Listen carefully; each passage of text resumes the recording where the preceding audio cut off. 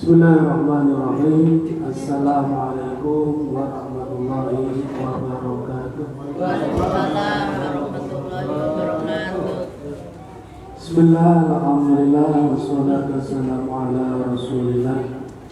La nabiyya ba'da wa la hawla wa la quwwata illa billah. Amma ba'd. Alhamdulillahirabbil alamin. Segala puji bagi Allah.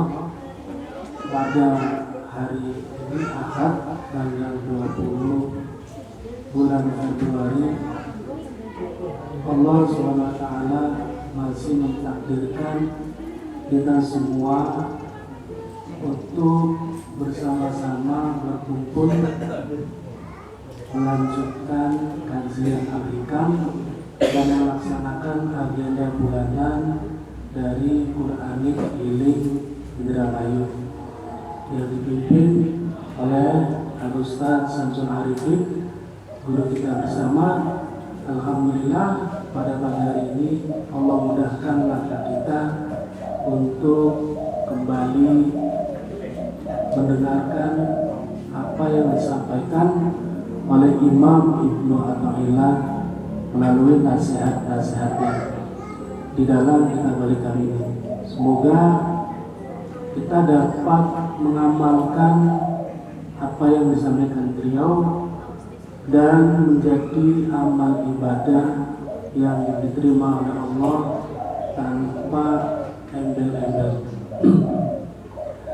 Bapak-bapak dan ibu-ibu yang dirahmati Allah, pada kajian terakhir dibahas tentang zikir, bahwa zikir ini adalah salah satu cara agar hati kita hidup. Karena hati itu, bapak-bapak dan ibu-ibu, ada hati yang hidup, ada hati yang sakit, ada hati yang mati. Nah, kalau sudah hatinya mati, ini yang berbahaya itu. Maka diantaranya untuk menghidupkan hati itu adalah dengan memperbanyak zikir. Walaupun baru sebatas di mulut, belum sampai ke hati, tetap zikir itu harus dilaksanakan. Maka pada pagi hari ini kita lanjutkan materinya tentang ciri hati yang hidup dan hati yang mati. Ketika hati kita hidup, insya Allah berarti kita dikehendaki oleh Allah untuk mendapatkan ridhonya. Kalau Allah sudah ridho, maka tidak ada lain balasannya adalah surganya Allah. Kalau yang kita kejar ridhonya Allah, insya Allah hati kita tenang. Tapi kalau yang dikejar adalah ridhonya makhluk selain daripada Allah, maka energi kita habis sia-sia tanpa ketemu kelak di akhirat. Baik, Bapak Ibu yang dirahmati Allah, min alamati mautil qalbi ay qalbil murid. Nah, murid ini bahasa Arab dan dikatakan bahasa Indonesia, Pak. Nah, murid itu artinya adalah orang yang mengharapkan untuk bisa jadi orang baik dan sampai kepada Allah. Itu murid. Bukannya kan orang yang mencari ilmu berarti mengharapkan kebaikan, maka disebut sebagai murid. Min alamati mautil qalbi ay qalbil muridi adamul husni alama fataka minal muwafiqati ayyul ta'ati. Nah, ini dia. Ini kisi-kisinya sampul bola sampaikan dari satu bawah. Nanti dibahas secara tuntas sampai semua materi tentang hati yang hidup dan hati yang mati. Min alamati model qalbi, di antara ciri dari alamat atau ciri dari hati yang mati. Hati yang mati yaitu ada husni, tidak merasa susah, beli merasa getun, beli merasa kecewa, beli merasa kehilangan. Alama fataka minal muwafiqati, ketika terlewat dari mengerjakan amal taat. Contoh begini, ketika orang kehilangan duit 1.000 di dompet umumnya, sepupu kamu belanja sedikit, hilang bisa, nepaki batu, sampai ngaku dan istri ngemek duit dari dompet. Kudu kamu suki kiri dimet ya ternyakakan sabar. Kehilangan duit kita begitu susah, atau kehilangan pelanggan,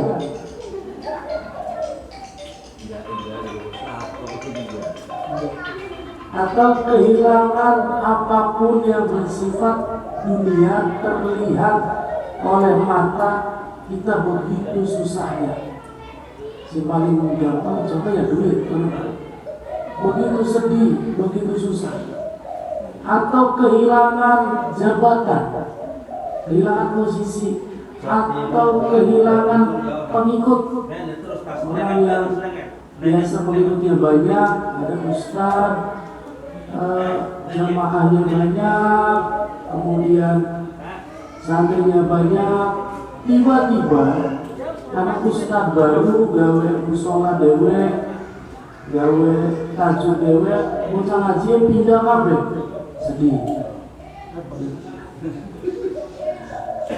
Sampai pasang apa lagi? Pengen santri akhir. Nah, bersedih. Oh, jamaah kita kali. Oh, santri kita bubar. Nah, ini sedih. Padahal nggak boleh begitu. Itu yang bersifat dunia. Justru itu adalah ciri hati kita mendekati mati. Nah, itu kita kehilangan sesuatu yang sifatnya duniawi, kita sedih, berat, tapi kehilangan ibadah santai. Nah, ini kalau mati belum, sudah mendekati bisa kata maut kamu iwak terus lepas keluar dari air. Nah, ini dia. Maka hati-hati kalau ada gejala-gejala begitu, kita tanyakan pada diri kita, kita latih, kita kembalikan lagi hati kita. Jadi kan kadang nonton HP, dolanan HP sampai bunyi, jam 12, sampai jenuh kadang ya. Ya bocah tua gak pada zaman kita. Enggak percaya pada ya. Gitu. Terus atau ngobrol di mau hajatan, mau makan, sering kan. Itu sekilas sih ya istilahnya kita bermasyarakat. Ngobrol, melekan, domani jam 3 turu. Tangi-tangi jam 10. Apa sih lewat? Subuh. Jadi ngerasa susah, subuh kelewat. Kata subuh anak paling subuh. Iya, lawan sampai subuh umur ya. Nah ini. Jadi harus benar-benar. Saya pula bicara tentang kematian, tentang umur kita kan. Sebagaimana aku cerita, ketika materi al-hikam sampai apa, coba aneh apa kan? Nah pula dipuji kula status itu kan kecepatan 80, tasnya gandengan, di depan ada Avanza, rem blok. Sampai ditekan orang masuk. Akhirnya tarik rem tangan, sekarat kada. Ngapun ditarik sekaligus, ngerem sekaligus, tabrak si gue. Terus pelan-pelan lampu bahaya, terus gue mikir kira-kira mobil ini mati lemah. Jadi lampu mulai panik, lepas kendali mungkin ini nabrak Avanza di depan, nabrak garingnya dari belakang. Nah, jadi kecepatan 80 pas nyalip gandengan itu. Saat pas ada Avanza mulai ngerem, ternyata belum gitu. Dari saat itu apa pelajarannya? Saya berpikir besok saya masih hidup, padahal belum tentu besok masih hidup. Kalau saat itu saya lepas kendali mungkin sudah selesai kan. Nah, maka kita jangan sampai ketika terlewat satu ibadah itu kita menganggapnya ya biasa. Nah, kalau sudah dianggap biasa, maka jadi terbiasa. Gampang. Ari pohon sempurna sih, model gula-gulaan, aduh, paling tidak ada rasa bersalah ketika terlewat mengerjakan kebaikan. Contoh balik, sing dagangan atau sing lagi dandan mobil lah, bengkel.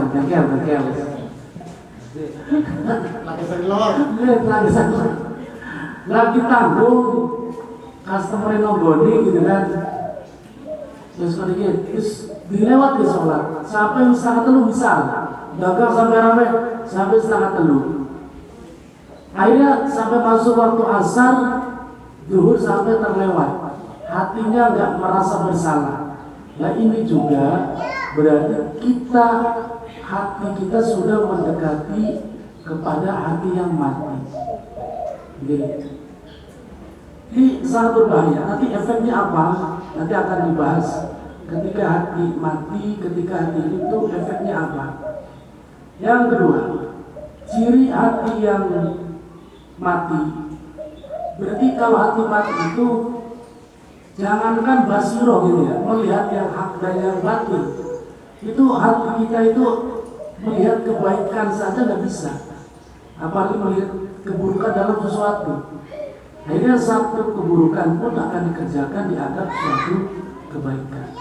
Itu berawal dari menyepelekan perintah Allah dan menyepelekan larangan Allah. Terjadilah seperti itu. Watarkun najmi ala ma fa'altahu min wujudiz zalat. Dan tidak adanya rasa getun, tidak ada rasa bersalah, tidak ada rasa bersedih ketika mengerjakan berbagai kesalahan dan dosa. Contoh, hubungan bila nabi wadon maka bergibah enak. Beli mawe sebenarnya Pak. Terus orang begini, masya Allah, ini awak ibu dewek gitu. Acara rajaban Pak, masjid. Biasanya pula terus peragat mana jahat langsung. Mau dahulu ditahan, diajak ngobrol dikit di pengurus DKI. Ngobrol ternyata isinya 90% gibah semua. Menang baik ya gatel. Kan dari Nabi maka ada orang lagi gibah menang hasil luar dari Nabi gitu kan. Akhirnya begitu. Solusinya ketika kita terjebak dalam suatu perkumpulan pergibahan gitu, kita diam, jangan ikut, jangan kita menolak. 1 menit kita tahan. Mana gue? Saya kencang ya tuh. Pilih jadi kono. Iya. Ngomong sebesar berapa? Iya anu. Akhirnya wong lanang gibah sampai jam dewe. Ya Allah. Sampai jam 12. Nah, setelah itu dalam hati timbul rasa sangat bersalah sekali. Nah ini kalau sampai kita meridhoi gibah itu sebagai satu hal yang biasa, ini pun ciri hati kita sudah mati. Apa mana kalau bahasanya dibenarkan gitu kan? Ini sih dulu lagi ngajak-ngajakan ya, bukan sekali. Ini kenyataan ya. Punten semono ya. Tapi nyatanya dong, nah ini pun sudah kita tidak punya rasa bersalah. Mulanya kan orang berbuat dosa, anak kalanya dia itu bersalah. Dalam arti, ya Allah kita ngomong terus-terusan mengeneng, gue lagi ngomong ya Allah, pengen keluar dari lingkaran dosa itu tapi belum bisa. Ada orang yang berbuat dosa itu bangga, bahkan dipamerkan di media sosial atau merasa bangga. Dia contoh begini dari obrolan semalam, merasa bangga telah lolos dari PNS dengan mengeluarkan duit gitu. Ya orang berjaya PNS jangan berbeda. Kita boleh kerja agak dalam dengan bangganya mengikrarkan diri menjadi seorang pegawai negeri sipil dengan membayar. Ini kan berarti bangga orang berbuat dosa. Ini hatinya, keadaan hatinya dipertanyakan. Atau bangga merasa karena nggak sadar ini. Rumah tangga ini, suara-suara mengatakan, rumah tangga ini berjalan karena saya. Kata Ramadan kita mah ibu rumah tangga. Kita seluruh duit bulannya, ya kita mah harus apa ya? Bahasanya dulu. Tidak sadar bahwa di situ ada doa seorang istri. Ini orang ada kisah nyata. Ada supaya kita jangan sampai baik istri atau suami merasa dalam dirinya ada merasa paling gitu. Karena sebelum pulang mau cerita, karena seorang istri pun ketika punya penghasilan yang lebih besar, itu cenderung mendominasi dalam rumah tangga. Keputusan penting cenderung diambil oleh istri. Gitu. Jadi ketika terjadi seperti itu, ini sudah salah. Nah, maka kisah ini pasangan suami istri di mana suaminya dulunya santri, pernah nyantri, ngerti agama lah, ngerti sholat, ngerti puasa sunnah, dan istrinya ini adalah seorang pebisnis sejati. Dari kecil sudah belajar bisnis. Hanya ketemu menikah, mereka buka satu toko usaha, toko kue yang sangat terkenal. Dalam menjalankan usaha ini, dalam menjalankan toko kue ini, yang memegang peranan mengatur adalah istrinya. Istrinya yang memegang usaha, yang mengatur karyawan, memanage karyawan, dan sebagainya adalah istrinya. Sampai toko ini menjadi toko yang berkembang. Dan keputusan-keputusan penting diambil oleh istrinya. Sampai ketika anaknya itu salah satunya pengen pesantren itu dilarang. Apa sebab? Karena image-nya kalau di pesantren itu kan kotoran gitu, atau pangannya orang maning, seperti orang putih dengan oncom, seperti oncom balado, pokoknya jadi oncom orang. Sampai budak di zaman oncom. Iya. Nah akhirnya istrinya memilih anaknya dimasukkan kepada sekolah bonafit, sekolah-sekolah yang berbasis internasional. Dan suami tidak punya kekuatan untuk berargumen anti pesantren. Karena apa? Karena istri yang memegang peranan dalam dunia usaha. Berjalan, akhirnya suaminya meninggal. suaminya meninggal lebih dulu, setelah mungkin ada 30 tahun lah toko kue ini. Suaminya meninggal dalam jangka kurang dari 4 tahun, omsetnya menurun drastis. Jatuh sampai benar-benar bangkrut. Yang tadinya ada pabrik dijalankan dengan mesin itu. Toko kue ini jalan sekarang diproduksi manual manusia sehari paling 100.000. Yang tadinya sebulan paling berapa lah? Yang tadinya itu sampai puluhan juta. Nah, ternyata selama berjalannya usaha tersebut, suaminya tidak pernah meninggalkan sholat duhanya, malam selalu tahajud. Karena istrinya mah sibuk dengan mengatur toko. Ya suaminya rela dagang, cuma sekedarnya. Dan semua diatur oleh sang istri. Dan sampai bertahun kelima, toko itu benar-benar bangkrut dan tutup. Akhirnya sang istri ini mencari apa yang salah.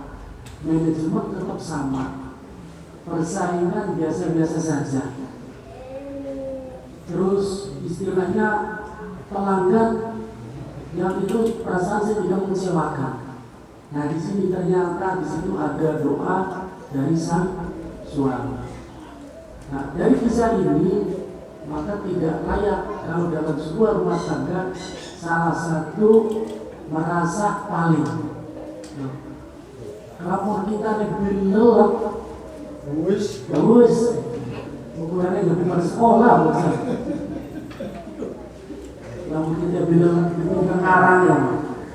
Nah ini dia merupakan bahwa semua ada kehendak Allah. Di situ ada doa-doa dari orang-orang di dalam rumah tangga itu. Di situ ada doa anak, doa istri anak, dan istri dan sebagainya. Ketika kita merasa paling, di situ kita sudah tidak merasa berdosa mengerjakan maksiat. Maksiat apa? Maksiat sombong. Itu berarti kita sudah mampu. Nah ini di antara yang halus. Kalau tadi yang ekstrim atau limata, subuh kawana. Gitu. Nah ini yang halus, maksiat dari maksiat hati. Ay minaz jalan allati tujadu minha wa alamatu ayatuhu bil anwari ilahiyah. Kalau tadi ciri matinya hati, berikutnya ciri hati yang hidup. Wa alamatu ayatuhu bil anwari ilahiyah wa illam tudriya lillahi bijabika husnuka. Nah, ciri hati yang masih hidup, di dalamnya masih ada cahaya Allah, di dalamnya masih ada kehendak Allah untuk merubah kita. Walaupun hati kita sudah pekat, sudah hitam, sudah keras oleh dosa-dosa yang kita lakukan, gitu kan? Jadi setiap maksiat yang dikerjakan oleh kita itu sedikit demi sedikit akan menutup hati. Hari ini subuh telat, flek hitam, noda hitam, nempel satu. Terus ada awan maning, bohong, nempel maning. Ada awan maning, maksiat maning, nempel maning. Ada awan maning, ini yang pasar, gelap mau ayu, ya mas. Merasa ditanya terus sampai hati itu benar-benar pekat dan mati. Mulanya semakin banyak maksiat yang dikerjakan, semakin berat orang itu mengerjakan ibadah. Semakin banyak maksiat yang dikerjakan, semakin orang itu berat akan mengerjakan ibadah. Jadi mulanya bakal pulang-pulang ini, ampun temen harapan jamaah. Koreksi satu hari itu sudah apa yang dikerjakan? Istighfar. Dia ngangkat Nabi, sing dijamin masuk surga, langkah dosanya sedina istighfar itu satu. Gitu. Barang mulai ulang-ulangan, paling tinggi malas. Zuhur telur, asar telur. Enggak lah. Kalau jamaah, kalau gayanya bisa kok ya Pak. Bismillah. Salam bisa. Susah. Kata ini langsung dagangan, kata ini mancing. Kata ini kan kejoran. Ngaku beli kejoran. Ya Allah ya Allah. Nah ini, jadi seperti itu. Saya jelasin balik. Wa'ala masuk ayatuhu al-anwar ilahiyah. Jadi selama hati itu masih ada cahaya dari Allah dan dikehendaki oleh Allah untuk kita berubah jadi orang baik, maka walaupun sudah tertutup banyak oleh maksiat-maksiat kita, lillahi rijabika husnuka ala ma fataka minat ta'at. Jadi masih ada rasa bersalah ketika melakoni dosa. Dari dosa sih hampir kurangnya karena preman, penjahat, kemudian pelacur, copet. Allah ternyata takdirkan dia bertaubat dan menjadi ulama, menjadi ustaz, menjadi orang baik. Ini diawali dari penyesalan. Jadi ketika orang akan berubah, maka Allah pancarkan cahayanya di dalam hatinya, sehingga dalam hatinya timbul rasa penyesalan. Seperti itu.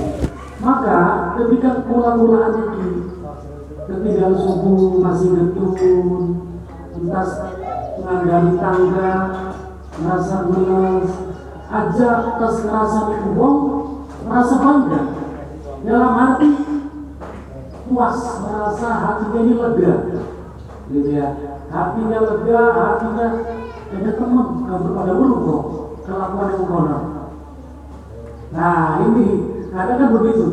Jadi walaupun kita masih setiap hari kok edan, kok eling, gitu kan, kok bener, kok maksiat, yang penting hati ini masih ada rasa bersalah, berarti masih hidup. Ketinggalan kebaikan, mengerjakan maksiat masih bersalah, mati pas hidup. Jadi kata Nabi kan, man sarothu hasanatuhu wasa'at sayi'atuhu fahuwa mu'minun. Sisa pawon dari kata Nabi, hatinya merasa sedih ketika melakukan maksiat dan merasa bahagia, senang melakoni ibadah, dia mukmin.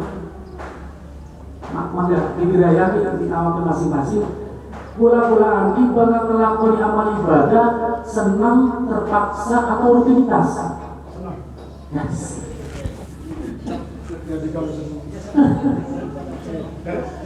Contoh, lagi enak-enak pegawai, lagi enak-enak guru, datang panggilan azan. Senang Pak, istuhur mani bahaya. Gelis temu waktu, gak udah lihat, asar mani Pak. Berarti senang. Wis masuk di pekerjaan sholat. Ketika lagi kerjakan sholat,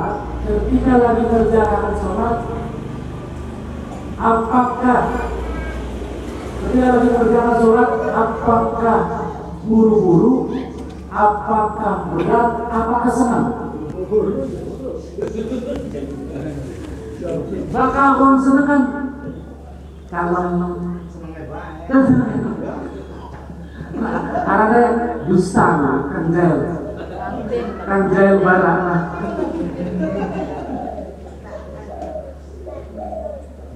Nah, ketika takbir Allahu Akbar, walaupun dewekan, maka seneng mah tetap Fatihahnya dihayati. Bismillahirrahmanirrahim. Bismillahirrahmanirrahim. Alhamdulillah. Kamu gaya-gaya kaget kamu senang? Senang. Allahu Akbar. Bismillahirrahmanirrahim. Kalah ibu terawih ya. Kalau berdoain Allahu Akbar, Allahu liman hamidah, Allahu Akbar. Nah, berarti kalau kita mengerjakan sholat, jaga-jaga peragat, wacaan gelis-gelis, ini perlu dikorek hatinya. Sudah mulai menuju sakaratul maut hati. Yuk, belajar. Makanya kan nanti ada penjelasan. Ketika sudah ada rasa, oh iya ya, kita gawe dosa di belena, kita rasanya tanda di pahit, kita ketinggalan zaman aku sedih. Nah itu jangan sebatas di situ. Kalau sebatas di situ akan tertutup oleh dosa yang lain. Sampai pada akhirnya benar-benar tidak merasa bersalah, sudah di over. Tapi ketika ada rasa itu, solusinya apa? Di sini sungguh-sungguh untuk dibangkitkan. Oh iya, kita dibikin ketinggalan subuh, itu kan sudah salah. Segera besoknya lakukan usaha agar tidak tertinggal subuh. Tuh, paham ya Pak? Ketika hari ini tiba, ada rasa bersalah di sini. Iya bebas. Maka segera ini dikembangkan. Rasa bersalah ini dikembangkan, berarti saya ada usaha untuk tidak melakukan riba.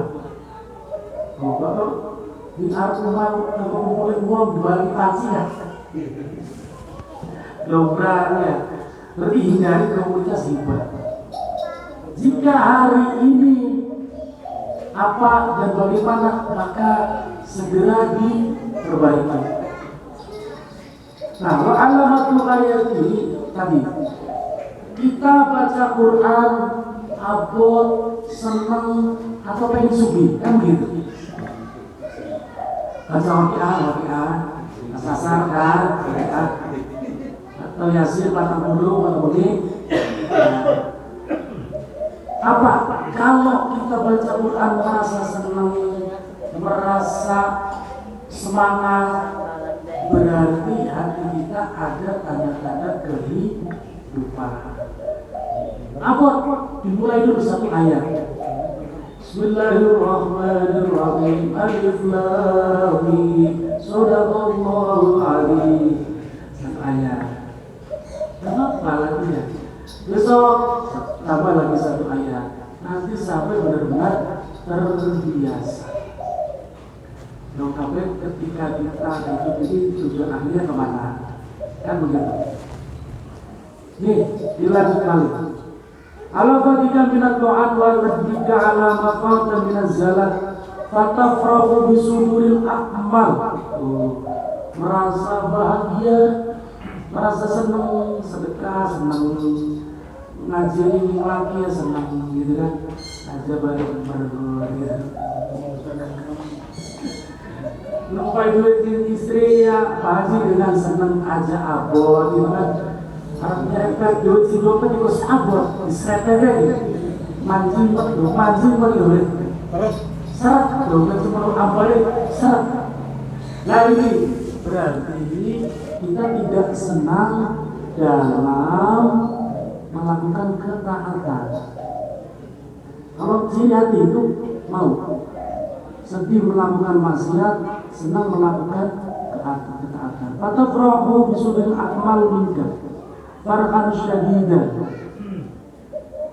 Kemudian efek wadalika dalilun ala annaka min adil iradatil mahmudi. Jika di dalam hati kita masih ada rasa suka, senang, walaupun kadang-kadang Dinakian senang teman sholat, senang teman baca Quran, bikin. Nah, berarti kapan masih anak walaupun sewijile jagung rasa itu berarti kita masih dikehendaki Allah untuk jadi orang baik. Terus kita pengen tahu kita ini jadi orang ini diridhoi Allah atau tidak. Gampang. Bahkan kita senang melakukan kebaikan setinggal bermaksiat berarti kita dari diridhoi Allah. Terus gampang. Karena ada satu hadis ya, hadis yang panjang diriwayatkan Ibnu Mas'ud mengatakan bahwa ada seorang laki-laki dia berjalan selama 6 hari 6 malam non-stop. Di sini diceritakan. Masyi'an ila Nabi faqala ya Rasulullah Allah wa yaqulati min masyuri wa tis'at bukan 6, 9 tis'an 9 hari 9 malam non-stop. Umay atur si Nabi. Ketika saya ketemu Kanjeng Nabi, apa yang Nabi ditanyakan satu hari. Ya Rasulullah, saya melakukan perjalanan panjang 9 hari 9 malam non-stop. Saya kekurangan makan, saya kelelahan, saya kelebihan. Saya di sini hanya ingin menanyakan satu hal. Apakah Allah itu sudah ridho pada saya? Tuh, yang ditanyakan cuma itu. Nah kemudian Kanjeng Nabi takut. Faqala lahu an-Nabi sallallahu alaihi wasallam. Nabi ngomong. Ini ngomong. Kaifa asbahta ya Zaid? Wahai laki-laki hari Zaid, wahai Zaid. Ketika kamu memasuki waktu pagi kamu, kemudian kamu berjalan dari kamu sampai malam, apa yang kamu rasakan? Wahai Kanjeng Nabi, saya merasa senang di sini. Itu apa? Qala asbahtu ahabbu al-khairu wa ahlam.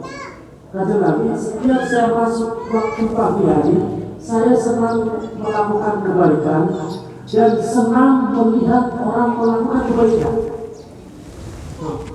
Senang gawe baik, senang dalam mau gawe baik. Ya, karena hati kita senang gawe baik, tapi senang mau saja dari baik atau gawe baik. Contoh, sedekah 200.000, sini sebelah, sini sebelah, si sebelah 500.000. Oh, berat. Pada saat itu blok bengkel, Allah. Ya, mereka tidak senang orang lain berbuat baik, merasa bersaing. Kita senang ajar ngaji, ada orang lain buka pengajian sampai kita pada pindah, kita bisa senang. Nah ini ada juga mau pernah bahas awal. Jadi ketika senang melakukan kebaikan, harusnya kita juga senang orang lain melakukan kebaikan. Jangan sampai kita hanya kita saja si pengennya gawe baik. Nah ini sangat berbahaya sekali hal-hal seperti ini. Karena sangat halus ya. Kita jadi imam. Nah, jadi imam terus bakulah ditajuk di masjid.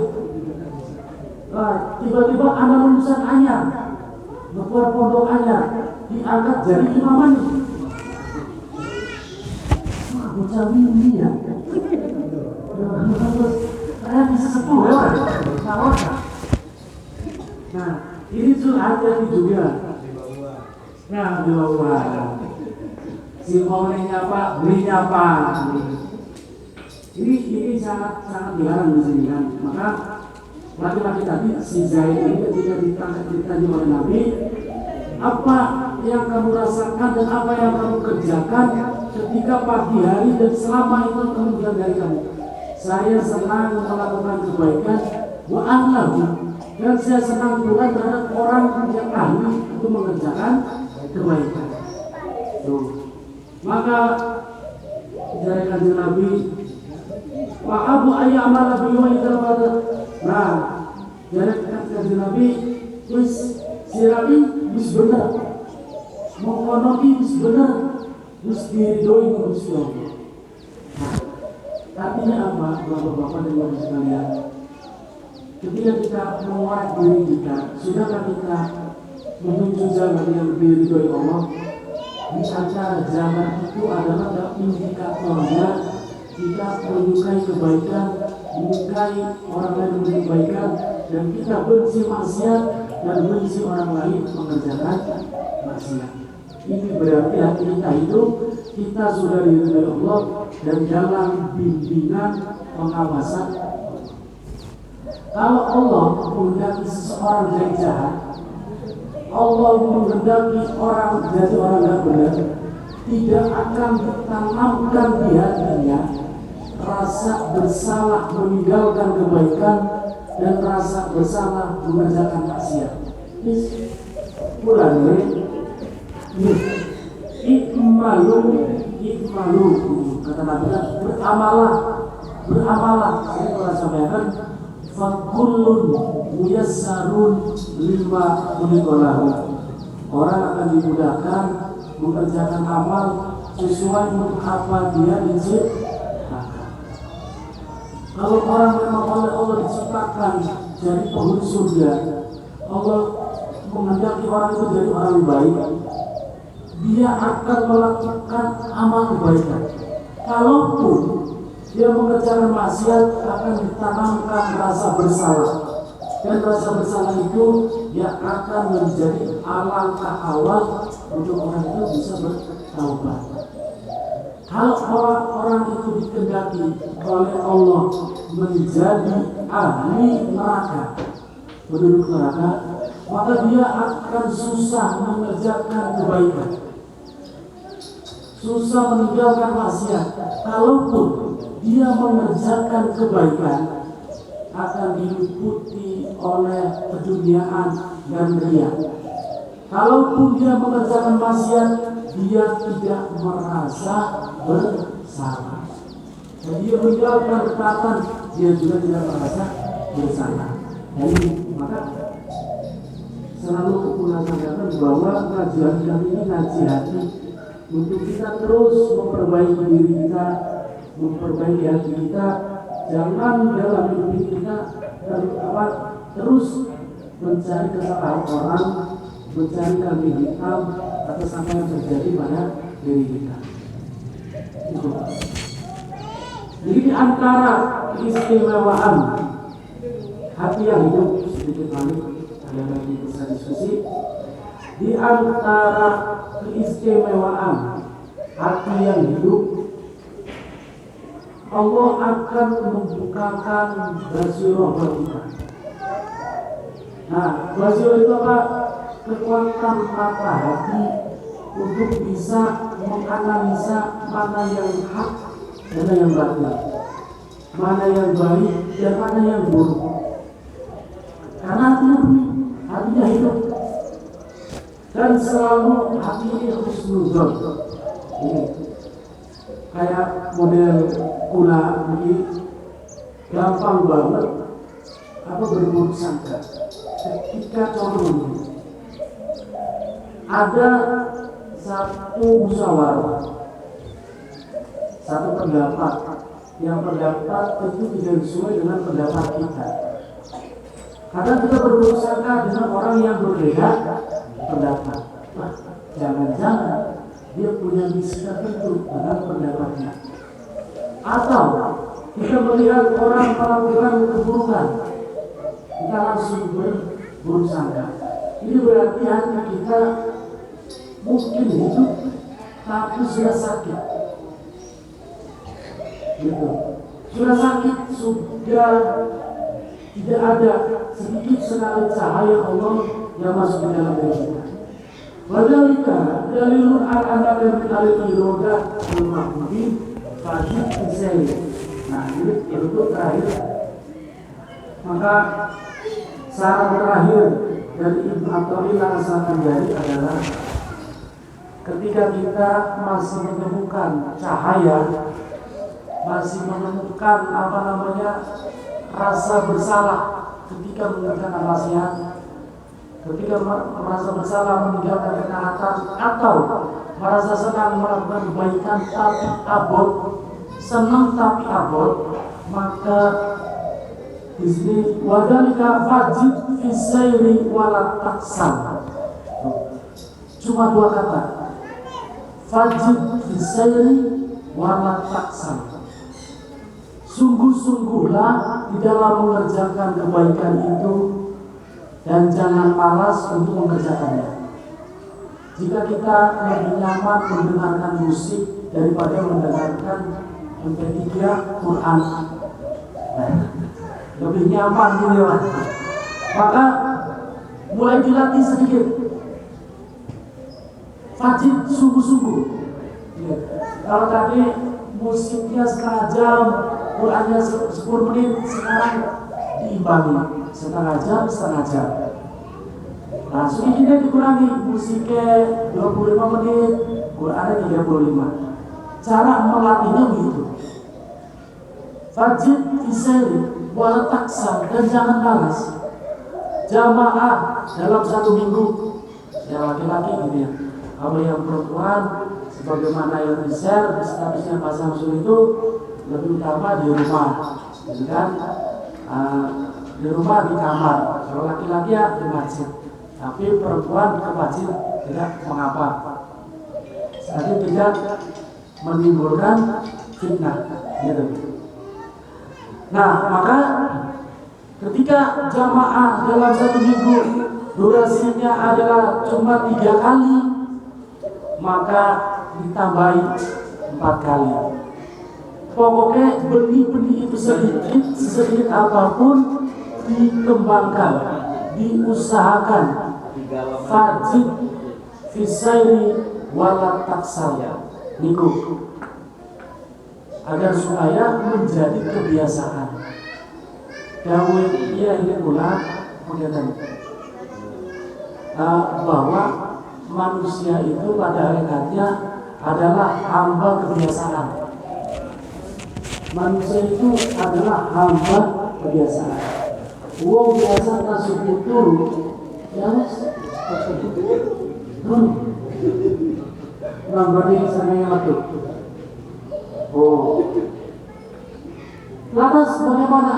Ya sudah, karena dia sudah menjadi budak baik dulu, lintas subuh.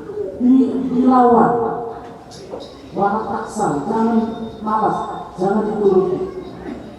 Jika dalam full 1 minggu pola hidup seperti itu dirubah, alon-alon. Si maunya turun sampai jam 6 dirubah setengah jam dan 10 menit sampai benar-benar tidak tidur. Satu.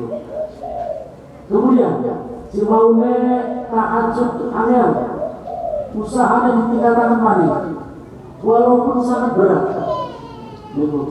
Maka dari itu semua dari usaha, semua dari ikhtiar dalam menuju kebaikan ini harus dimaksimalkan dan jangan malas.